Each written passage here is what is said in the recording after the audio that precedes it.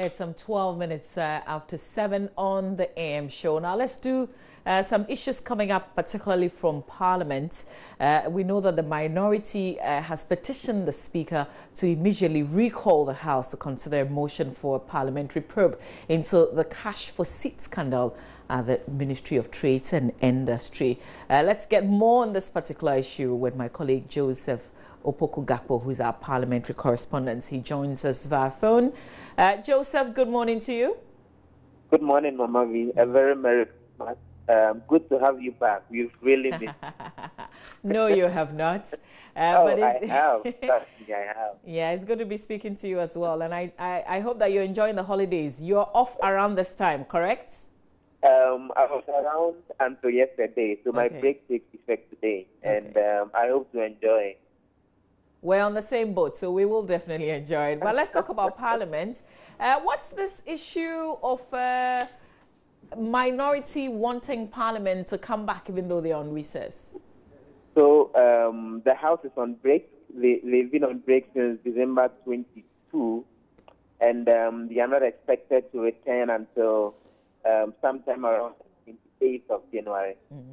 But then from what we've gathered in Parliament, our sources have hinted us that the minority chief whip and the member of Parliament for Asawase, Muntaka Mubarak, has actually sent a memo to the Speaker of Parliament.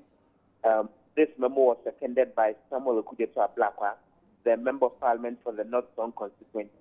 And more than 80 members on the minority side also appended their signature to this particular memo.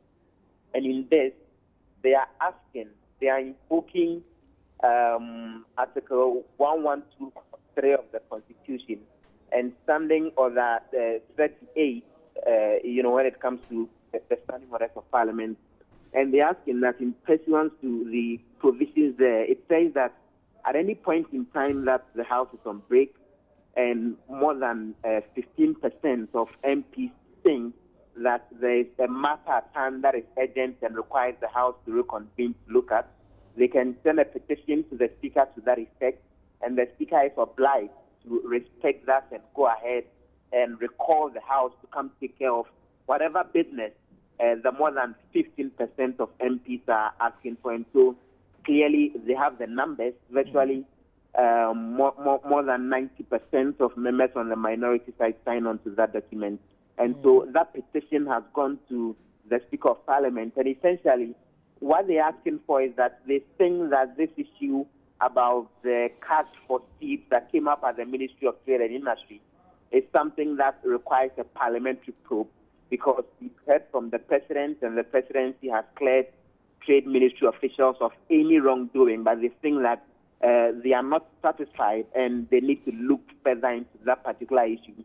And so a parliamentary probe will be necessary. And so they sent out the memo to the Speaker asking that he recalls the House so they come for the minority chief whip Muntaka Mubarak to move that particular motion requesting for a parliamentary probe into this incident. And so we're all waiting to see what the response from the Speaker will be. I was just going to ask, what are you picking, if you have at all, from the side of the Speaker? Is this something that you think would happen?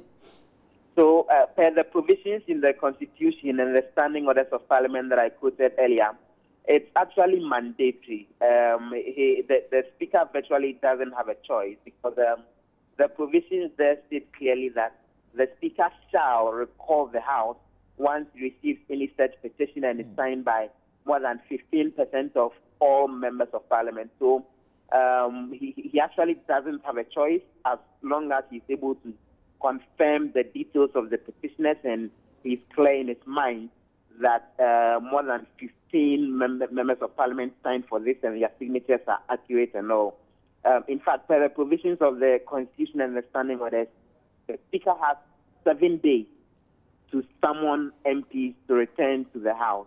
And additionally, he has 7 additional days within which he is obliged to, make this meeting come off. So, the Speaker has 2 weeks to ensure that within the 2-week period, he goes ahead and recalls the House them to come sit on this. And so that's the indication that we're getting that that's what is likely to happen, that between now and sometime around the 10th of January, the Speaker will go ahead and recall that MPs come around and come and undertake this particular business. We've been trying to get some additional clarity on this, but, well, because of the holidays and all, the indication is that the summons may not come until sometime later next week, rightly within the 7 days.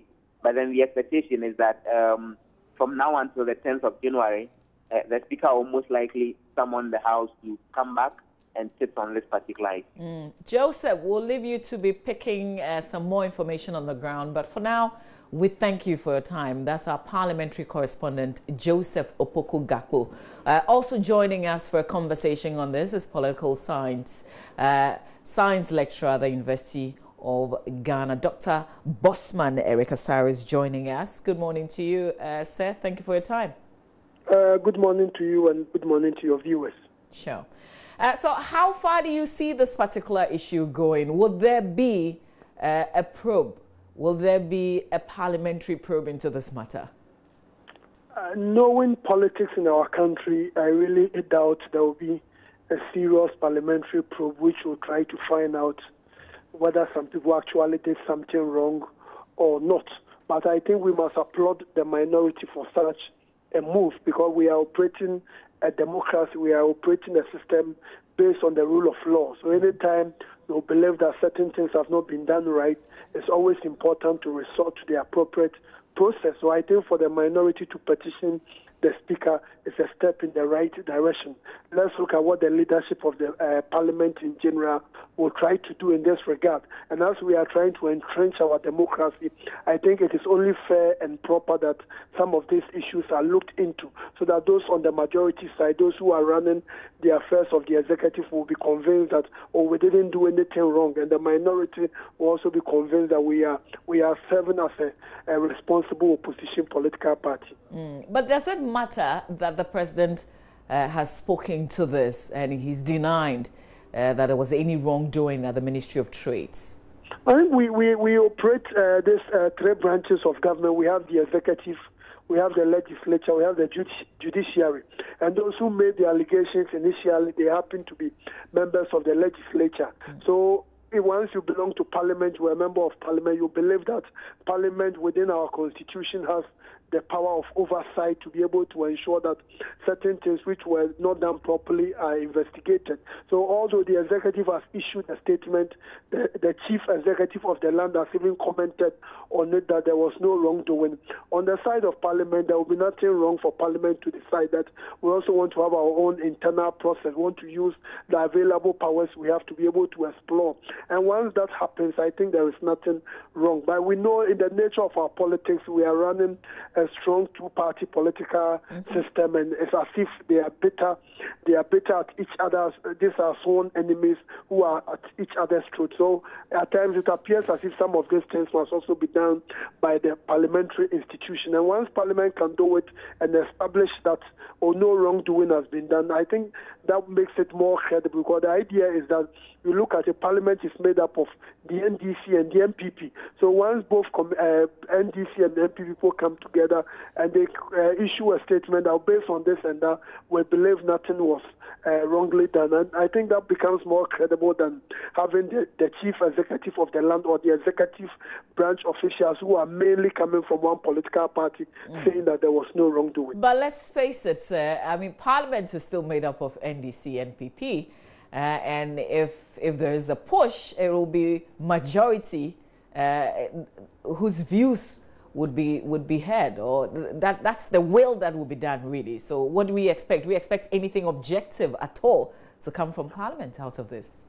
No, normally, once the majority may end eventually or will carry the day, for so to speak.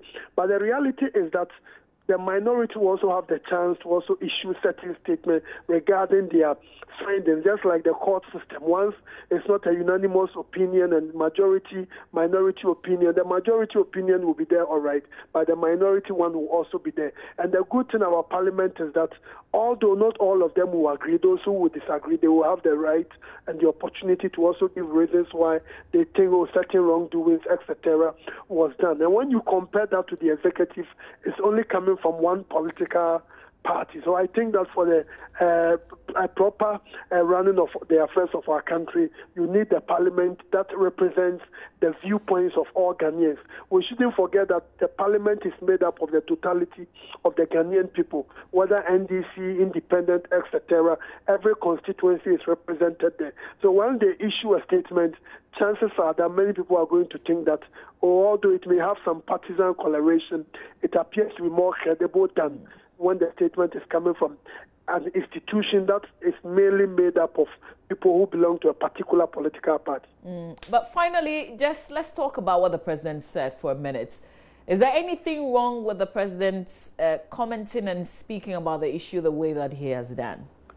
I don't think so, because, you know, this is a very small country, and if you are the president of the republic, you are always going to be hearing things. Some of them may be people peddling certain falsehoods, etc. So I think if you are president, and this is something which goes on corruption, and we know this is a president who has made it very clear that he's even going to prosecute people who belong to his own political party, and the test has to do with your ability to fight corruption, which you indicated during the campaign and which when you came into government. So once anything borders on corruption, I think as a president, you need to speak about it, because this is one of the key challenges we face as a people. So if people are talking about it, and the media, even your own political party people are mentioning things about it, I think it's really a very good thing that we have the president talking about it. But haven't we seen all this play out in the past before, really? No, yeah, I think so. In the past, we've had leaders doing that. But, you know, this administration has pushed for the adoption of the special prosecutor. So once you have clearly shown by your poster and even by your public pronouncements in general that we are going to fight corruption, let's see, because the administration is only 1 year old. Let's see what is going to happen in 2018 if some of these allegations, etc., will be fully investigated and perhaps prosecuted. All right, sir. We thank you for your time. Enjoy the holidays. That's my pleasure. Dr. Bosman Asare speaking to us there on this issue about the Trades Ministry and the money for seats scandal, if you like, that has rocked it. We know what the president has said, saying that nothing was done wrongly. We had Joseph Opoku-Gakpo, our parliamentary correspondent, a bit earlier on this issue.